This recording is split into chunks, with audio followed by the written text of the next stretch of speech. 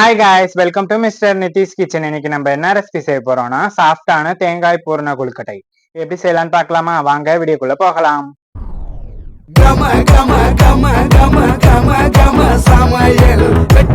தேங்காய் பூரண கொழுக்கட்டை செய்யறதுக்கு ஃபர்ஸ்ட் பூரணம் ரெடி பண்ணிக்கலாம். ஃபர்ஸ்ட் ஸ்டவ் ஆன் பண்ணிட்டு ஒரு கடாயை வச்சுட்டு 2 டேபிள் ஸ்பூன் அளவுக்கு நெய் ஆட் பண்ணிக்கோங்க. ஒரு கப்பு துருவன தேங்காயை சேர்த்து நல்லா வதக்கி எடுத்துக்கோங்க.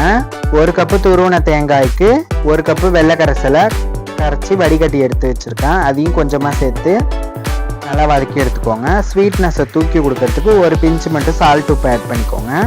நல்லா சுண்டி வதங்கி வந்தோடனே ஃபைனலாக 2 ஏலக்காவை இடித்து சேர்த்துக்கோங்க. இப்போ ஸ்டவ் ஆஃப் பண்ணிவிட்டு ஓரமாக எடுத்து வச்சுக்கோங்க. இப்போது கொழுக்கட்டை மாவு பிசையறதுக்கு ஒரு மிக்சிங் பவுல் எடுத்துக்கோங்க. நான் 1/2 கிலோ கொழுக்கட்டை மாவு கடையில் வாங்கினது தான் எடுத்துருக்கேன். அதுக்கு தேவையான அளவு 1 டேபிள் ஸ்பூன் அளவுக்கு உப்பு சேர்த்து நல்லா மிக்ஸ் பண்ணி எடுத்துக்கோங்க. இப்போ கொதிக்கிற தண்ணியை கொஞ்சம் கொஞ்சமாக சேர்த்து நல்லா கரண்டி வச்சு மிக்ஸ் பண்ணி எடுத்துக்கோங்க. கை சூடு இருக்கிற அளவு ஆறி வந்தோடனே கையை வச்சு நல்லா பிசைஞ்சு எடுத்துக்கோங்க. இப்போ 2 டேபிள் ஸ்பூன் அளவுக்கு ஆயில் ஆட் பண்ணி நல்லா கையை வச்சு பிசைஞ்சு எடுத்துக்கோங்க. இப்போ தட்டை போட்டு மூடி ஒரு 10 நிமிஷம் வச்சிடலாம். இப்போ 10 நிமிஷம் ஊறி நல்லா ரெடி ஆகிடுச்சு மாவு சாஃப்டாக. இப்போ ஒரு வாழை இலையில் எண்ணெயை தடவி நல்லா ரவுண்டாக உருட்டி தட்டி எடுத்துக்கோங்க. உங்களுக்கு எந்த ஷேப்பு வேணுமோ அந்த ஷேப்பில் தட்டி எடுத்துக்கலாம். இப்போ தட்டி எடுத்தாச்சு.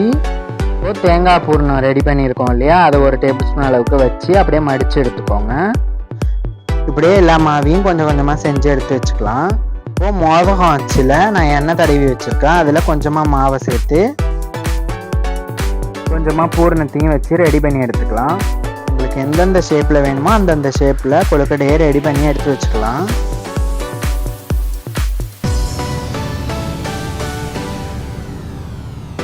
ஏற்கனவே வாங்கின பூ வச்சுருக்கு, அதுலேயும் கொஞ்சமாக எண்ணெய் தடவி வச்சுருக்கேன். அதுலேயும் கொஞ்சமாக மாவை வச்சு பூரணம் வச்சு ரெடி பண்ணி எடுத்துக்கலாம். இதேமாரியே எல்லா மாவையும் கொஞ்சம் கொஞ்சமாக செஞ்சு வச்சுக்கலாம்.